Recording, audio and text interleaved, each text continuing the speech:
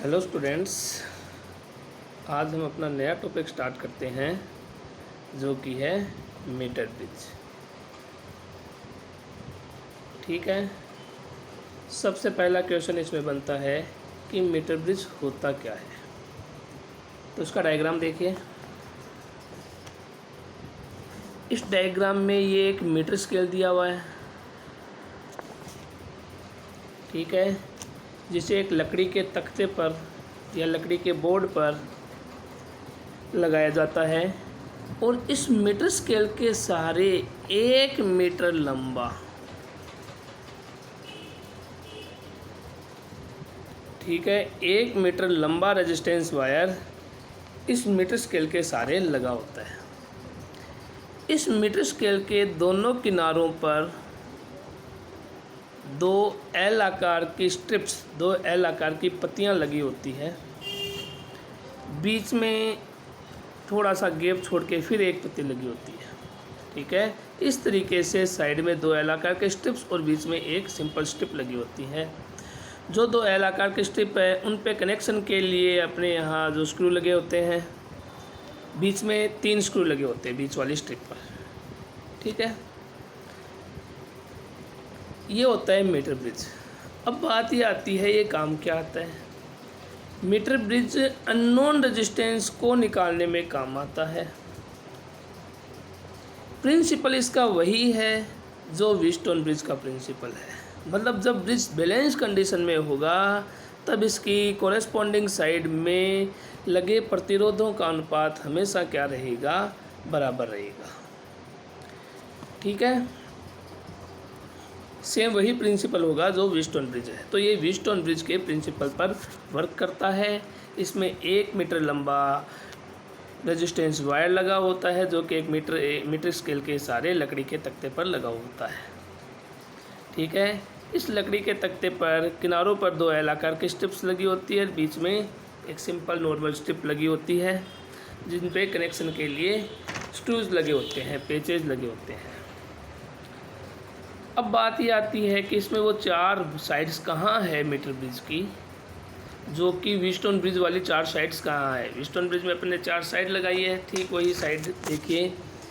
एक रेजिस्टेंस आया आरबी के द्वारा, तो एक साइड हो गई ये, ठीक है। दूसरा आ गया, जैसे ही हम जोकी को लगाएंगे वायर को 2 भागों में बांट देगा, ये आ गई 2, ये 3 और ये 4। इस तरीके से मीटर ब्रिज में ठीक व्हीटस्टोन ब्रिज की तरह 4 साइड लगी होती है। और यहाँ जो एस साइड लगी है जो कि चौथी साइड में लगी है, ये है अननोन। अब वर्क किस तरीके से करेगा वो देखिए आप। हम क्या करेंगे, ये ए सिरा हो गया और ये सी सिरा हो गया, ये बी और डी, तो ए सी बी डी 4 साइड्स हमें इस तरीके से मिल जाती है। पहली तरफ जो गैप है उसमें रेजिस्टेंस बॉक्स लगाया जाता है, यहाँ नॉन रेजिस्टेंस लगाया जाता है। तो हम क्या करेंगे, इसको बैटरी से जोड़ के कनेक्शन चालू करेंगे। ठीक है, जैसे ही बैटरी से जोड़ के हम कनेक्शन चालू करते हैं, की लगा दी, ये कनेक्शन चालू हो गया, इसमें करंट दौड़ने लग गया। जैसे ही करंट दौड़ेगा तो आप अपने ये जोकी लगी हुई है, इस जोकी को इस किनारे पर टच कराइए। जब जोकी को इस किनारे पर टच करवाते हो तो गैल्वेनोमीटर का 0 होता है बीच में, तो गैल्वेनोमीटर इस डायरेक्शन में आपको डिफ्लेक्शन दे देगा। फिर जोकी को यहाँ से उठाकर आपको क्या करना है, इस किनारे पर टच कराना है सी पर, तो गैल्वेनोमीटर का डिफ्लेक्शन इस तरफ से होने लगेगा। मतलब पहले 0 था, 0 से इधर गया, फिर इधर आया, डिफ्लेक्शन इस तरीके से चल रहा है। ठीक है, अब ये यहाँ से गैल्वेनोमीटर का एरो यहाँ आया है, दैट मीन्स ये इस तरीके से घूम के आया होगा। अगर ये इस तरीके से घूम के आया है तो बीच में कहीं ना कहीं 0 एग्जिस्ट कर रहा है। अब हमारा पर्पज़ है वो कंडीशन निकालना जहाँ 0 आ रहा है। ठीक है, मान लीजिए ये वो पोजीशन है जहाँ गैल्वेनोमीटर में 0 आ गया। गैल्वेनोमीटर में 0 का मतलब IG की वैल्यू कितनी हो गई, IG हो गया 0। गैलोमीटर में 0 आने का मतलब हो गया IG की वैल्यू आ गई आपके पास 0। ठीक है, इसका मतलब ब्रिज क्या हो गया, बैलेंस कंडीशन में हो गया। जैसे ही ब्रिज बैलेंस कंडीशन में होता है तो ये इस जॉकी ने इस वायर को दो भागों में बांट दिया है। एक पार्ट बन गया P जो कि कहलाएगा L, एक पार्ट बन गया Q जो कि कहलाएगा 100 माइनस L, ये R और ये S। इस तरीके से ये 4 पार्ट डिवाइड हो जाते हैं। ठीक है, फिर हमारे पास प्रिंसिपल जो है वो क्या है, प्रिंसिपल है हमारे पास P/Q is equals to R/S। इसमें वैल्यू रखनी है P की जगह L, Q की जगह 100 माइनस L, R की जगह R और S की जगह S। जब ये वैल्यू आप यहाँ रखते हो, ये रहा, तो P/Q, P की जगह हमने क्या रखा, यहाँ देखिए P की, यहाँ देखिए आप, ये रहा P की जगह हमने रखा L, Q की जगह रखा 100 माइनस L क्योंकि 1 मीटर लंबा वायर लगी है, लेंथ होगी 100 सेंटीमीटर, तो ये बन गया 100 minus L is equals to R/S। तो S की वैल्यू ये आ गई। ये प्रिंसिपल है अपने मीटर ब्रिज का। ठीक है, इम्पोर्टेंट है, एग्ज़ाम में आता है, पूरा पूछ लिया जाए या एक नंबर में न्यूमेरिकल पूछ लिया जाए, इसको हमें याद रखना है, ये अपने प्रैक्टिकल में भी है। ठीक है, इसके बाद अपन अगला टॉपिक जो स्टार्ट करते हैं वो आता है अपना पोटेंशियोमीटर। ये आ गया पोटेंशियोमीटर, हिंदी नाम है इसका विभवमापी। नाम से ही पता चल रहा है पोटेंशियोमीटर, पोटेंशियल मापने की डिवाइस। एक ऐसी डिवाइस जो पोटेंशियल को क्या करती है, मेज़र करती है, पोटेंशियोमीटर या विभवमापी कहलाती है। अब पोटेंशियो को मेजर तो वोल्ट मीटर भी करता है। ठीक है, पोटेंशियोमीटर को वो मेजर तो वोल्ट मीटर भी करता है। अगर वोल्ट मीटर करता है तो फिर हमें इस पोटेंशियोमीटर की आवश्यकता क्यों पड़ी। ठीक है, इस चीज़ को देखिए क्या है, एक्चुअली क्या होता है, पोटेंशियोमीटर जो है, पोटेंशियोमीटर नो डिफ्लेक्शन मेथड पर वर्क करता है। मतलब पोटेंशियोमीटर में भी वही मीटर ब्रिज वाली एक कंडीशन ऐसी मिल जाती है। ठीक है, पोटेंशियोमीटर के अंदर भी वही की वही मीटर ब्रिज वाली वो कंडीशन मिल जाती है जो कि हमें मीटर ब्रिज में मिली थी गैलोमीटर में, जीरो डिफ्लेक्शन वाली, वो की वही जीरो डिफ्लेक्शन की कंडीशन आपको यहाँ पर पोटेंशियोमीटर में भी देखने को मिल जाती है। इसलिए ये नो डिफ्लेक्शन मेथड पर वर्क करता है। इसका रेजिस्टेंस, खुद का रेजिस्टेंस कितना होता है, इन्फिनाइट। इसमें 10 मीटर लंबा रेजिस्टेंस वायर होता है। ठीक है, जो कि एक लकड़ी के तख्ते पर 1 मीटर स्केल के सहारे लगा होता है। 10 मीटर लंबा वायर होता है जो कि एक लकड़ी के तख्ते पर 1 मीटर स्केल के सहारे लगा होता है।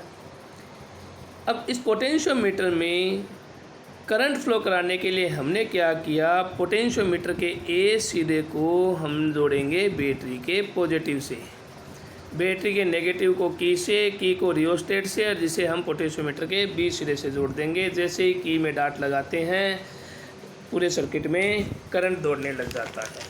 ठीक है, अब आता है कि पोटेंशियोमीटर का जो प्रिंसिपल है वो प्रिंसिपल क्या है। तो ये अब बार बार हम जो अभी ऐसा डायग्राम बना रहे हैं, जब भी सर्किट बनाएंगे तो सर्किट में ये डायग्राम हमें शो नहीं करना है। सर्किट के लिए पूरे वायर को हम इस तरीके से बनाएंगे, ये ए, ये बी, ये पोटेंशियोमीटर का पूरा वायर है जो कि 10 मीटर लंबा है, 1-1 मीटर लंबाई के 10 घेरों में लगा हुआ है। 10 मीटर लंबा तार है, 1-1 मीटर की लेंथ, 1-1 मीटर की लंबाई में 10 टर्म्स, 10 घेरों के रूप में ये लगा होता है। अब पूरे 10 घेरे नहीं बनाएंगे हम, डायरेक्ट यहाँ ए और बी शो करेंगे। ठीक है, ये हमने ए बी लगा दिया।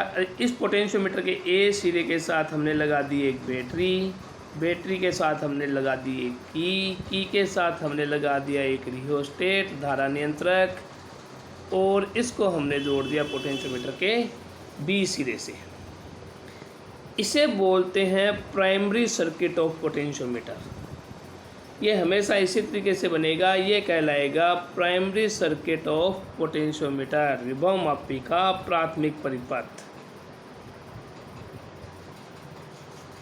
अब विभवमापी के सेकेंडरी सर्किट में वही बात, हमेशा बैटरी का पॉजिटिव या सेल का पॉजिटिव पोटेंशियोमीटर के ए सिरे से ही जोड़ा जाएगा। ये वो सेल जिसका ईएमएफ मान लीजिए हमें निकालना है या जो भी वर्क यहाँ करना है, ये आया गैल्वेनोमीटर, और ये जो कि इस वायर पे टच कराई। वर्क क्या करना है, वर्क फिर वही करना है जैसे आप की के को ऑन करते हो। की के को ऑन करने के बाद पोटेंशियोमीटर का जो वायर है जोकी को पोटेंशियोमीटर के इस वायर पे यहाँ टच कराइए ए सिरे पर। गैल्वेनोमीटर में डिफ्लेक्शन आया मान लीजिए इस तरफ, फिर नीचे की ओर टच कराइए। गैल्वेनोमीटर में डिफ्लेक्शन आया इस तरफ, जीरो था बीच में, जीरो आ रहा था आपका बीच में, डिफ्लेक्शन आया इस तरफ, मतलब ये left to right again move कर गया या राइट टू लेफ़्ट मूव कर गया, कोई इशू नहीं उस चीज़ को लेकर।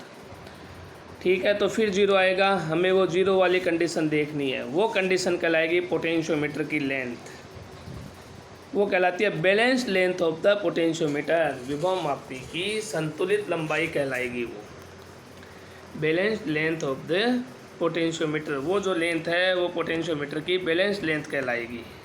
ठीक है, अब इस बैलेंस लेंथ के कारण कितना पोटेंशियल डिक्रीज होता है, कितना नहीं होता, जिसे हम बोलते हैं पोटेंशियल ग्रेडियंट। एकांक लंबाई पर विभव पतन, potential drop on unit length is known as potential gradient, और पोटेंशियल ग्रेडियंट निकालना ही पोटेंशियोमीटर का प्रिंसिपल है। ये देखिए यहाँ पोटेंशियल ग्रेडियंट हमने निकाला है, ये डायग्राम बनाया तो मैंने पीछे बताया। अब यहाँ देखिए ओम के नियम से V बराबर आई है, ठीक है, फिर आता है R बराबर होता है रो एल अपॉन ए, ये मैंने निकाल लिया। ये जो चीज़ आई है L rho L upon A, ये कांस्टेंट, इसको मान लिया x which is known as potential gradient. तो पोटेंशियल ग्रेडियंट x बराबर आ जाता है v अपॉन एल। विभवमापी के तार की एकांक लंबाई पर उत्पन्न विभव पतन विभव प्रवणता कहलाती है। विभवमापी के तार की एकांक लंबाई पर उत्पन्न विभव पतन विभवमापी की विभव प्रवणता कहलाती है। अब ये किन किन बातों पर डिपेंड करती है वो देखिए। Dependence of potential gradient, unit अगर इसकी बनानी है तो यूनिट बन जाएगी वोल्ट पर metre, x upon V upon L. ठीक है, तो अब ये देखिए x समानुपाती आ गया v के और x व्युत्क्रमानुपाती है l के। एक डिपेंडेंस तो ये है। दूसरी डिपेंडेंस यहाँ देखिए आप, अगर सेल का ईएमएफ दिया जाए तो E अपॉन एल भी लिखा जा सकता है, और x होता है, ये कुछ 5 पॉइंट्स दिए हैं जिनसे पता चलेगा कि भी पोटेंशियल जो ग्रेडियंट है वो किन किन बातों पर डिपेंड करता है। तीसरा पॉइंट देखिए x r into I upon L. तो अब ये देखिए x किसके r के समानुपाती है और i के समानुपाती है, l के व्युत्क्रमानुपाती आ रहा है। अब rho L upon A, R को लिख दिया rho L upon A into I upon L, यहाँ से भी एक इक्वेशन बनाई जा सकती है। अब ये नहीं, इस तरीके से टोटल 4 पॉइंट है जिन पे पोटेंशियल ग्रेडियंट विभव प्रवणता डिपेंड करती है। ठीक है, इतना आप पढ़िए, समझिए। कोई दिक्कत आती है, कोई प्रॉब्लम आती है तो मुझसे आप डिस्कस कीजिए। इसके बाद पोटेंशियोमीटर के ऊपर आगे फिर अपन डिस्कस करेंगे।